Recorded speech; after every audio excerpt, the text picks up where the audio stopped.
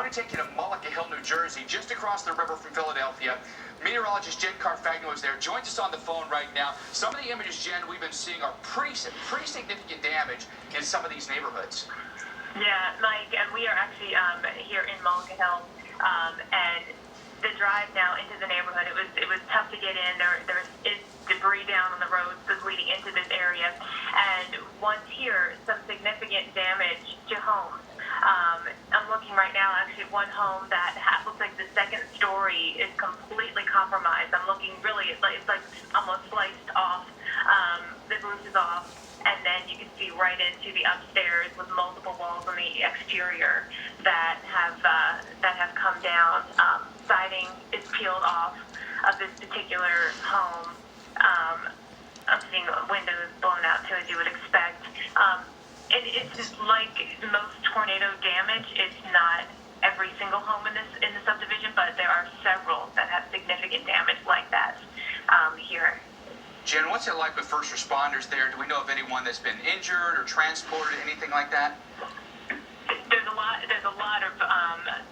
of activity with ambulance and police activity here, and I do not know if there was any injuries. We just really were able to make it into the area. There's been a lot of rain tonight. There's been a lot of standing water on roads even to get here. So, and it's incredibly dark for the people that are dealing with this tonight to go through something like this. During the day is one thing, but at night is just something else. And from some of the videos and images that I've seen, the tornado did strike when there was still daylight, but now that dark is setting in, it's just an eerie feeling here. Yeah, and the threat that may go for a couple more hours here, Jen. So obviously, to your point here, that it gets scary, especially once the sun sets, and there are still storms coming. Yeah, exactly. And in fact, I'm seeing lightning right now, and so we're in a lull of some of the heaviest of rainfall. But looking at the radar, I can see just off to our west, there's more coming in, and actually some lifting up from the south.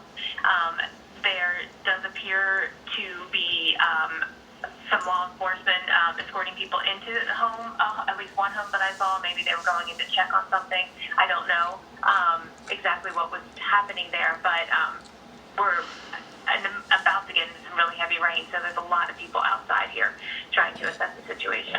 Jen, I know this is home for you. You're very familiar with the area. Rainfall rates like this that we're getting almost 2 inches an hour, what can that do to eastern Pennsylvania and portions of New Jersey?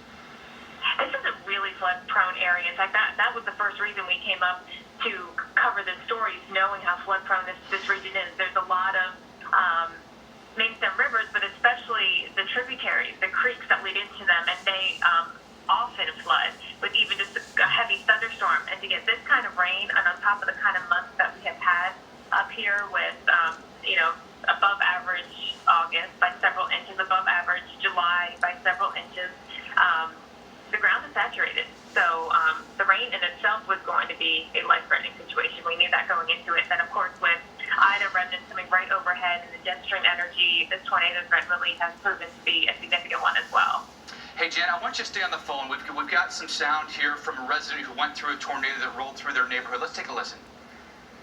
Troy, tell us what happened. You said there was time for you and your family to get the news. The phone was the alert for the weather alert for tornadoes, a warning. So we take that seriously. We went to the basement and down there with the dog and our fish and the turtles and everything, and the children, and just waiting. I had the radio on. We're sitting back, relaxing. I'm trying to chill out the children. Everything's cool. And next thing you know, I see the dog's ears just like turn. She heard something. So turned off the radio and just heard everything. Like the roof, everything collapsing. So we all jumped under the steps. How many kids do you have? 2. 2 children. And how's everybody doing? Everybody's physically okay.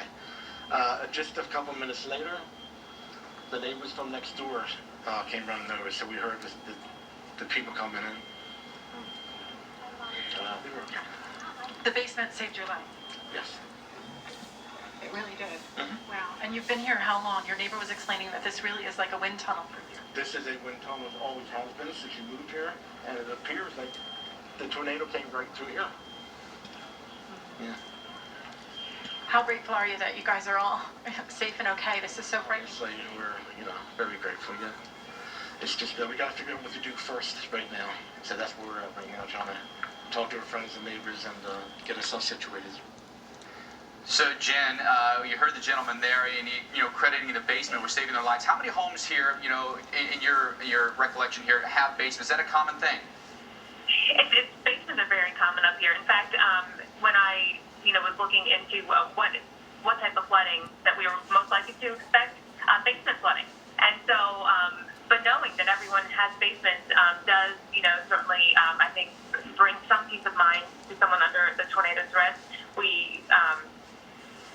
I think I'm guessing, looking at most of the houses that I'm sitting nearby, these would all have basements, and so that would provide a safe refuge. That said, Mike, listening to the couple describe when the warnings went off, I was driving around when all of that was happening, and it's scary. The phones are going off. It's raining so hard you couldn't see anything. The rain was just absolutely torrential at the time these tornadoes were coming through. So it was really difficult to sort of assess, what was the biggest risk at that point. Well, Jen, thanks so much for the report. I know you kind of just arrived on the scene. You're getting your bearings, but go ahead and be safe and do what you need to do. We'll get back with you.